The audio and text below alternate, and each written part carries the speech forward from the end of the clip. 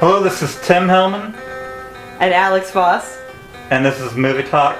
Today we're going to review the movie COWSPIRACY, The Sustainability Secret. It's a 2014 documentary film on how much animal agriculture negatively affects our environment and directly contributes to global warming. It was directed and produced by first-time filmmaker Kip Anderson and Keegan Kuhn, who previously directed the 2013 documentary film Turlock. Anderson also stars in and narrates the movie. What did you think? That is a brutal, brutal movie. Some of the stuff that they show is very hard to watch. They cite a lot of statistics, which I'm always curious as to where those come from. Of course, some of those numbers have been debunked. Some of them are probably accurate. I think that anybody who eats meat needs to be looking at this kind of thing, and I don't know where else you're going to get that information. It's nicely condensed, and they didn't just cover agriculture, they also talked about fisheries, which was just as heartbreaking as the cows and the chickens and the ducks. And the ducks. That was horrible. Horrible. I didn't have to watch that part because I don't eat meat, but my husband watched it with me, and he did watch it because he does eat meat. Yeah. So I just looked away. But if you eat meat, you should watch that shit, because most of the meat that we eat comes from factory farms. When it does come from the organic farms, it's still hurtful to the environment, though, because it's taking up a lot of land and resources. Right, so that's another really good point in COWSPIRACY. Some of the numbers were debunked, like fossil fuel emissions in the movie were cited at 13%, and that's a study that was done that did not take into account the whole life cycle of fossil fuels, but they did take in the whole life cycle of... For animals. Yeah, for animals. It's still a good movie, even if the numbers are skewed, and even though you know they're trying to get you to go vegan, which I'm on board, that's fine with me. I mean, if you have any kind of a heart or any spirit in you at all, and you see how we're treating every other living creature on the planet, and actually probably a lot of human beings as well, it's profound. It's something that everyone needs to be aware of. And if you're making the choice to eat meat, like every time you do that, you're consuming basically, it's like every person you kiss, you're kissing everyone they've ever kissed. Every animal you eat, you're eating everything that animal ever ate, that thus deprived, somebody in a poor country of a meal. Maybe what I didn't like was they sort of almost implied that if you just stop eating meat and dairy products, you're well on your way to, doing your part to mitigate climate change, and that's not actually true. You still shouldn't drive. You should consume as little as possible of everything and anything.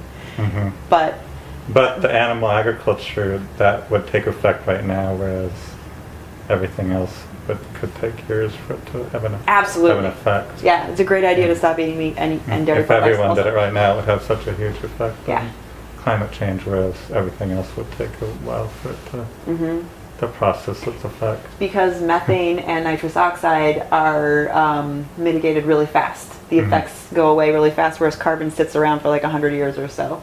So yeah, I mean, definitely very inspiring to make a person want to stop eating meat and dairy, for sure. Yeah, and I didn't know any of this until recently, because I started following this actress Courtney Palm and reading all her stuff, and so that convinced me to go vegan, and she sent me the link for this movie, so that's why I watched it. Oh. So I think it's good to spread the word, because there's a lot of people that don't know. Our media culture definitely pushes consumption, and we think that, that's who we are, we're consumers. It's the American dream. Just consume as much as you can. And that's something to be proud of. People think like how many countries you fly to on vacation and how much money you have to buy stuff with, when that's not something you should be bragging about, really. We know climate change is happening, and we can, the science indicates that emissions are causing it, and we know where emissions are coming from. So if we don't know the exact number of emissions, we still need to reduce our consumption of all luxury items. But with animals, like, these are living creatures, and they want to live just as much as we do. So to think what we're doing to them, it's some seriously bad fucking karma, man. What we do to animals, especially in the meat industry. What they do. Well, what about fisheries too? for every pound of edible fish, they're harvesting 5 pounds of sharks and dolphins and whales and turtles. Yeah. And they predict that by the year 2080 or something like that, we'll have fishless seas.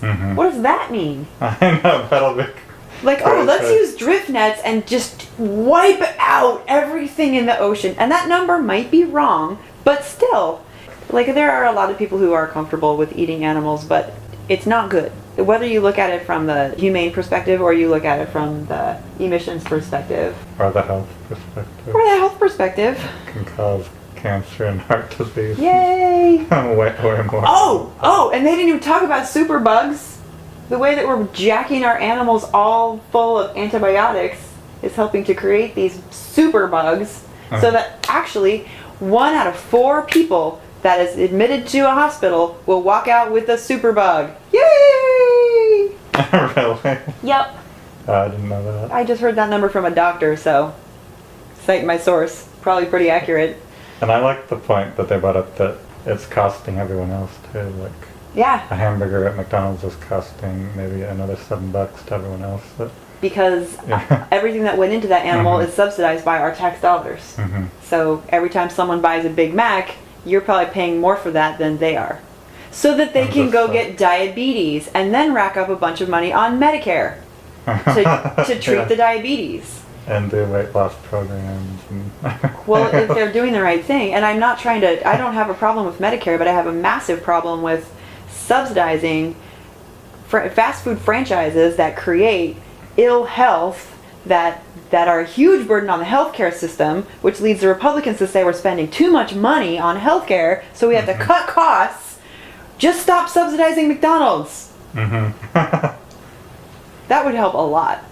We could go on and on because there is no consuming things in a way that doesn't create harm. If you are alive, you have a footprint.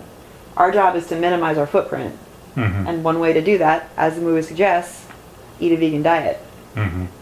And you may view it as a sacrifice, but what's a bigger sacrifice, the entire planet or your diet? And there's the prejudice that it's okay to hurt these animals, but not a cat or a dog. People are concerned about the SeaWorld, the dolphins in SeaWorld or whatever, the orcas. But they don't care about all the other animals we're consuming. We are hypocrites. We only respond to what we can see right in front of us. That being said, though, that's pretty cynical to think that we aren't capable of change. Humans are the most adaptable species ever, and that's how we became, so predominant on the planet. We can change. It is absolutely facetious to say that we can't, because if we keep doing what we're doing, we're really in big trouble. People used to have slaves. Right. Yeah, hey, we got rid of the slaves. I know. And no one wanted to hear how that was wrong at the time. Yeah. So, I mean, yeah, women didn't used to have the right to vote. We can vote now.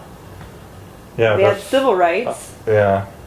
I think the best way is to just keep talking about it, even though a lot of people hate it and think, like, I've been bullied a little bit saying you shouldn't talk about that because that makes other people feel guilty and it's self-righteous. That's exactly what you get is like you're being self-righteous and you're just a bad person. I mean, there's that whole little video. Yeah, you're not supposed to talk about that. What? There's something that needs to change. Why are you not supposed to talk about it? Yeah, people just are going to, too bad, I'm sorry. It's going to get talked about and suck it up. It just, like, you shouldn't have to hear anything you don't want to hear. I know. Then nothing would ever change. No, and at the same time, like, did you know that we've had wage stagnation for the last 10 years or more? Did you, like, our benefits continue to get eroded in our jobs? We have, like, a higher level of productivity than any other country or something like that, or we have had, and the American lifestyle, like the middle class is going away. Like, I'm sorry that people don't want to hear that, but those are facts. And I think that sometimes people are okay to hear bad news. I don't know. I was going somewhere with that. Yeah, that's good. Damn it! I lost my train of thought. So what rating would you give it? 3.5. Out of 5? Out of 5. I'm gonna go 5. Atta kid. I really liked it. Yeah, I think that they kind of step in it a little bit when they go after organizations like Greenpeace and don't do all their research. And I think that it would have been better to have really good numbers because they knew people were going to come after them for doing this. Oh, yeah. So if I had been in their shoes, I would have tried to make it as accurate as humanly possible. Keep spreading the word. It's good, even though people will get mad at you for it. So yeah, word up or whatever. Look out, people, because we're coming at you. We don't care what you think, and we're sorry if you don't like what we have to say. But it truly is the end of the fucking world if we don't get our shit together. This is decade 0. Look it up. We have until the end of 2016 to get our emissions under control, including agriculture. 2016. Yes.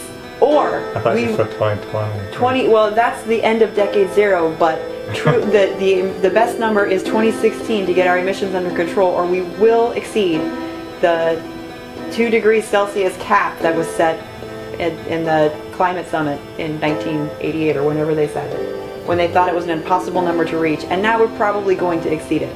No one knows what that means. We've never ever done this in history. And all these little rationalizations that people put out there that, oh, we can just do this and there's a technological fix, or, well, you know, people do better in warmer climates.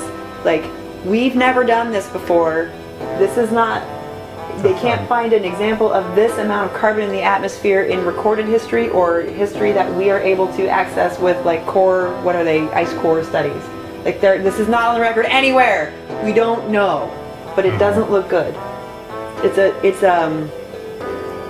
a monstrous gamble to keep living the way that we're living. So sorry if you don't want to hear it, but too fucking bad.